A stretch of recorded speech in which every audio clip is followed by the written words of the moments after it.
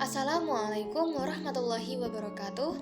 Perkenalkan, nama saya Ihda Eliza Nuria dari Prodi PAI dan kelas 1A dengan NIM 2121049. Di sini saya akan melakukan suatu pembahasan yang bertemakan pencegahan dekadensi moral. Apakah dekadensi moral itu? Dekadensi moral adalah bentuk-bentuk perubahan sosial di mana kondisi moral mengalami perubahan yang jatuh, kemerosotan atau mengalami kemunduran sehingga jauh dari ciri-ciri kelompok sosial. Perubahan ini sifatnya sementara ataupun terus-menerus, baik disengaja ataupun tidak, dan sulit untuk dikembalikan atau diarahkan seperti keadaan semula.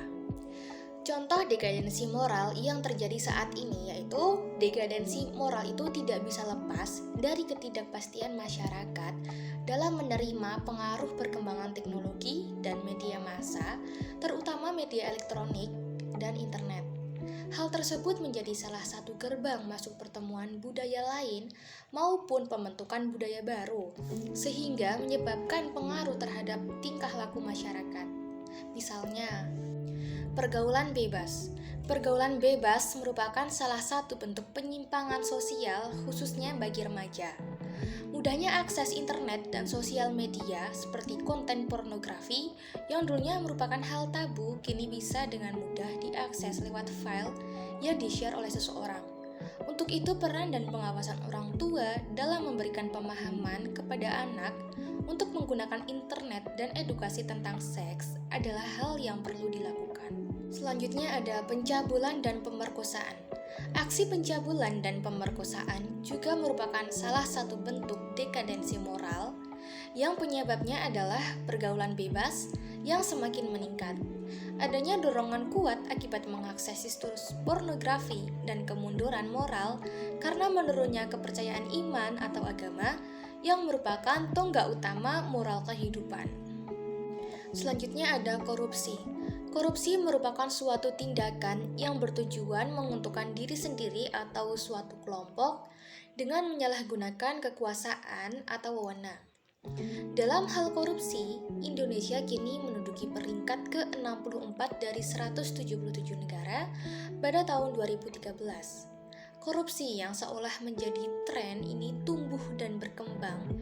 Kasusnya ini semakin banyak dari tahun ke tahun. Korupsi bukan lagi hal yang memalukan bagi para pejabat besar karena mereka telah melakukan seperti itu tanpa ada rasa malu. Korupsi ini terdiri dari dua faktor. Yang pertama ada faktor internal dan yang kedua ada faktor eksternal.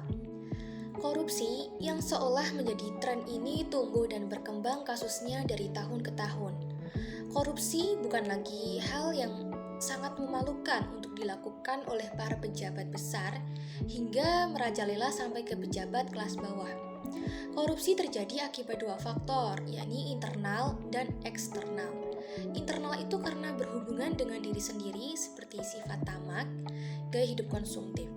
Lalu faktor eksternal itu karena persaingan politik untuk merebut kekuasaan sehingga terjadi suap menyuap yang bekerja sama dengan hukum seperti suap dan sebagainya. Faktor ekonomi seperti akibat merasa tidak puas dengan gaji diterima, faktor organisasi seperti melemahnya sistem aturan dan memudahkan anggota atau pejabat itu melakukan korupsi. Cara mengatasi dekadensi moral. Dekadensi moral tentu bukan hal yang mudah. Segala bentuk upaya harus dilakukan bersama oleh segala pihak, baik pemerintah dan seluruh masyarakat. Untuk itu, ada beberapa hal yang bisa kita lakukan, setidaknya meminimalisir dan mengantisipasi sejak dini masalah terkait dengan dekadensi moral. Yang pertama, pengawasan dan perhatian orang tua. Orang tua memegang peran penting dalam mendidik dan memberikan pengarahan kepada anak. Untuk itu, pengawasan orang tua terhadap pergaulan dan aktivitas yang dilakukan oleh anak, seperti melihat tayangan televisi yang kurang mendidik dan pengawasan dalam menggunakan internet, harus diawasi dan diarahkan oleh orang tua. Selanjutnya adalah memberikan pendidikan karakter pada anak sejak dini. Di zaman yang serba canggih dan percampuran budaya asing yang semakin mudah masuk dalam kehidupan sehari-hari, menuntut orang tua untuk lebih meningkatkan pendidikan karakter sejak dini kepada anak.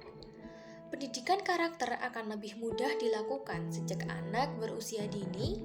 Hal ini berkaitan dengan tumbuh kembang anak, terhadap pengalaman lingkungan sekitar, dan tentu dibimbing oleh orang tua.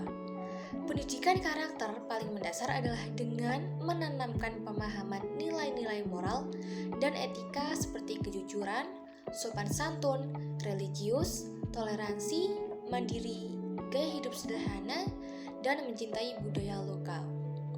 Dengan menanamkan pendidikan karakter sejak dini, maka generasi penerus bangsa akan memiliki karakter yang baik dan akan sangat jauh dengan tindakan korupsi. Selanjutnya adalah penegakan hukum atas pelaku kejahatan. Hukum merupakan salah satu tonggak bangsa dalam memberantas dekadensi moral, karena hukum memiliki fungsi dalam menegakkan dan melindungi kepentingan manusia, menjaga ketertiban, dan mengatur masyarakat untuk mewujudkan keadilan sosial. Jika hukum mudah dibeli, maka kriminalitas dan korupsi akan terus merajalela. Untuk itu, ketegasan hukum dalam memberikan hukuman yang berat dalam kasus kriminal, terutama tindak korupsi, adalah hal yang penting dan harus dilakukan oleh aparatur hukum. Dan yang terakhir adalah meningkatkan pendidikan moral dan agama. Moral merupakan suatu kondisi pikiran, perasaan, ucapan, dan perilaku seseorang yang terkait dengan nilai baik dan buruk. Dengan kata lain, moral tidak memiliki keterkaitan terhadap hal ataupun di luar diri manusia.